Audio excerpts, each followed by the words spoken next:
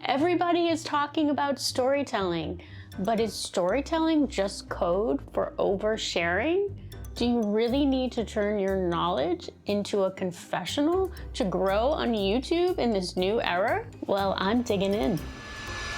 Hi, I'm Daryn, a Writers Guild Award-winning creator and producer who helps creators, founders, and entrepreneurs energize your storytelling so you can build a brand that people want to binge.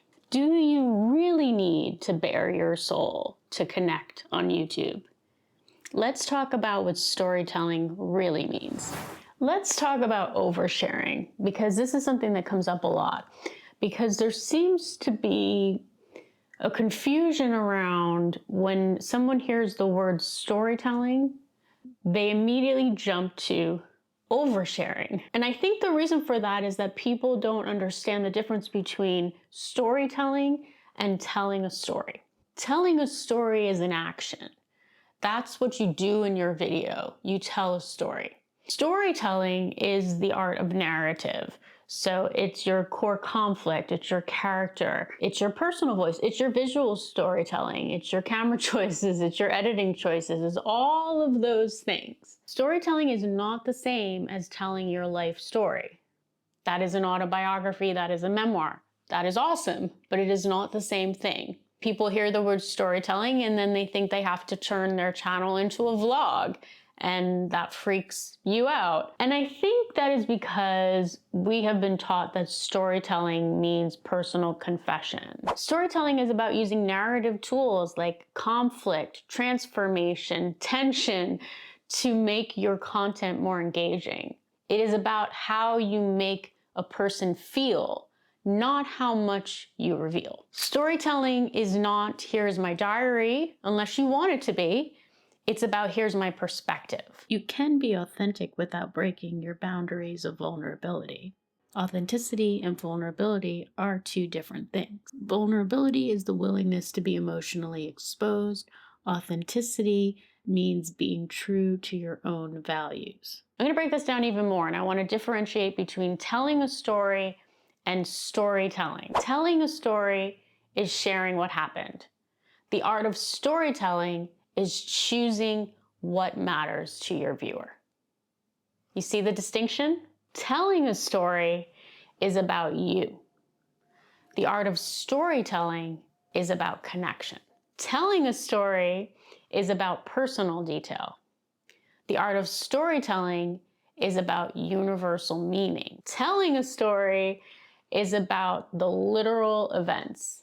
The art of storytelling is about emotional design. That is not manipulative. When I say the phrase strategic vulnerability, some people are like, that sounds manipulative. It is not manipulative. It is about making choices to deliver the most effective story. Because storytelling is a craft of choices. So you can choose what you share and what you don't share. Storytelling is also about editing. It's what you keep in, it's what you take out. I actually spend a lot of time editing. Even when I was making films, I was actually pretty annoying as the director, because I really worked the editor, because I like to try different things. When I work with my clients, one of the exercises that I often do is that I actually edit a video for them, and then I show them how I'm editing it. And I'm not for the editing techniques so much, but for the story techniques. Storytelling is structure, not self-disclosure. Another misconception is that having a backstory does not mean that you're giving this long monologue. Having a backstory just gives context. A backstory, in most cases, should be very brief. You should actually be weaving your backstory in one sentence. Another misconception is that having conflict means that it's really messy and chaotic. Not true. Conflict is simply what is at stake. You don't need personal drama to create tension. You can create conflict through a challenge. Can I do this in 24 hours? Can I try this new thing? That's conflict. You can create conflict through a problem that your viewer is trying to solve. That's conflict. You can also create conflict through an industry challenge, right? I talk about a big cultural shift on this channel, right? The shift to the storytelling era. Is that about my personal drama? No, Is there conflict? Is it repeatable? Is it episodic? Absolutely. You do not need to overshare to have good narrative on your channel. It's all about making choices. You can have conflict on your channel that has nothing to do with your personal story. So from a storytelling perspective, you make a choice about the narrative on your channel. I usually talk about 4 different channel narratives: being in a life transition, battling an antagonist, solving a mystery, or being on a mission.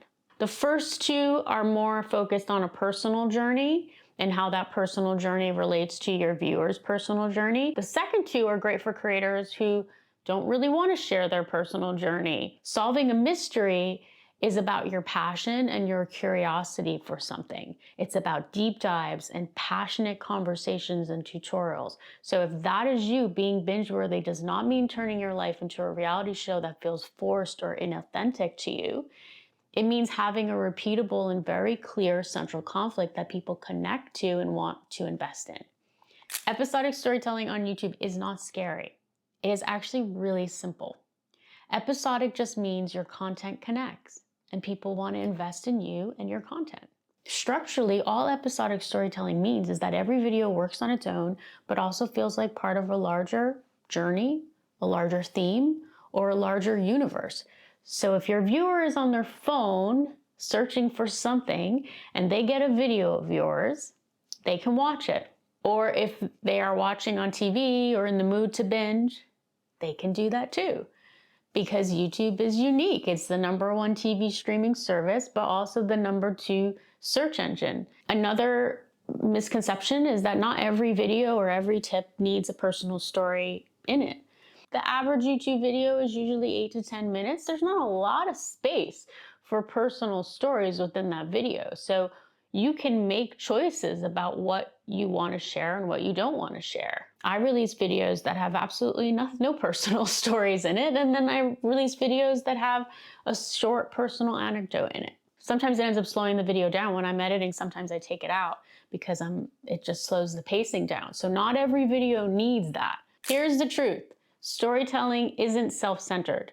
It's audience-centered. It's how you translate all the ideas in your head that are all over the place and make choices so that they land emotionally and connect. But if you learn the art of storytelling, you will make any piece of content, whether it's educational, information, product reviews, vlogs, cinematic storytelling, scripted storytelling, 100 times better. So no, you don't need to turn your channel into a confessional to be successful in this new era of YouTube. Now, if you would like more help with your storytelling, I have a couple of different ways that we can work together, and you can check that out in my YouTube description. In the meantime, check out this video that is popping up on the screen so you can tell better stories in your videos. Until next time, keep creating and keep thinking like a showrunner.